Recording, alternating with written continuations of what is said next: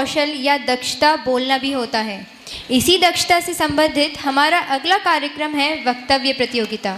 मेरे आज के वक्तव्य का विषय है मेरे सपनों का भारत। क्या है सपना? सपना वो है जो मैं देखती हूँ, आप देखते हैं, हम सब देखते हैं।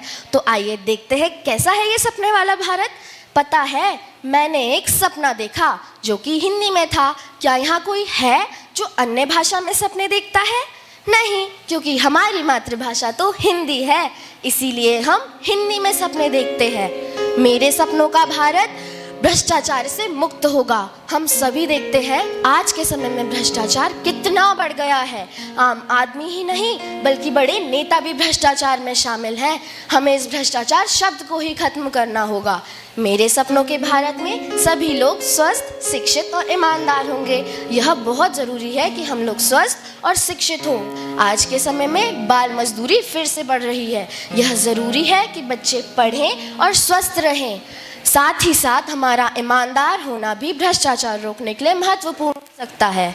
मेरे सपनों के भारत में सभी लोग धर्म और जाति से ऊपर उठकर एक दूसरे के साथ प्रेम से रहेंगे।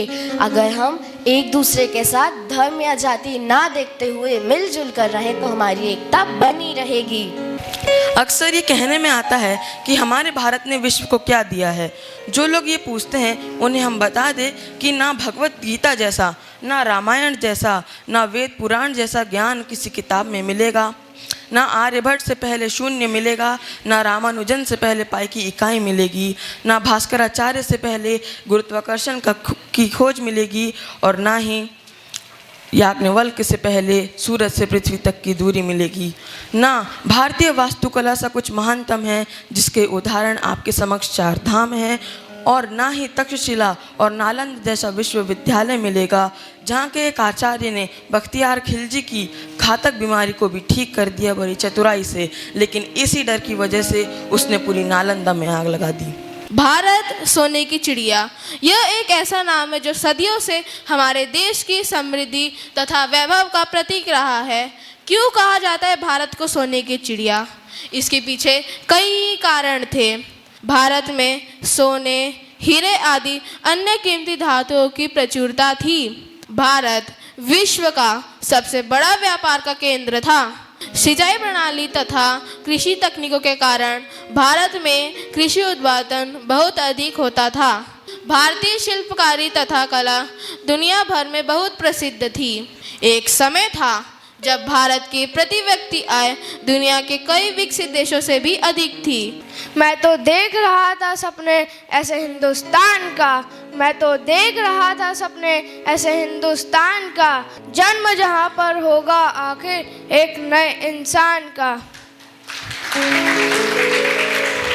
प्राचीन काल में भारत को सोने की चिड़िया कहा जाता था क्योंकि भारत में काफ़ी धन संपदा मौजूद थी। 1600 ईस्वी के आसपास भारत के प्रति व्यक्ति की जीडीपी 1305 अमेरिकन डॉलर हुआ करती थी, जो कि उस समय में अमेरिका, जापान, चीन और ब्रिटेन से भी अधिक थी।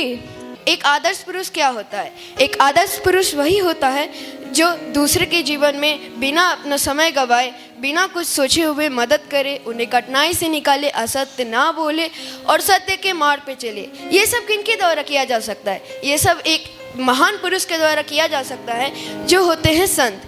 हम लोग के पास एक शुभ अवसर है जो हमें बापूजी के स्वर में आए हैं, उनके नीचे रहते हैं और हम लोग उनके सेवाकारी बने हैं। हम लोग उनकी सेवा करते हैं। हमें ये शुभ अवसर मिला है उन्हीं के कारण।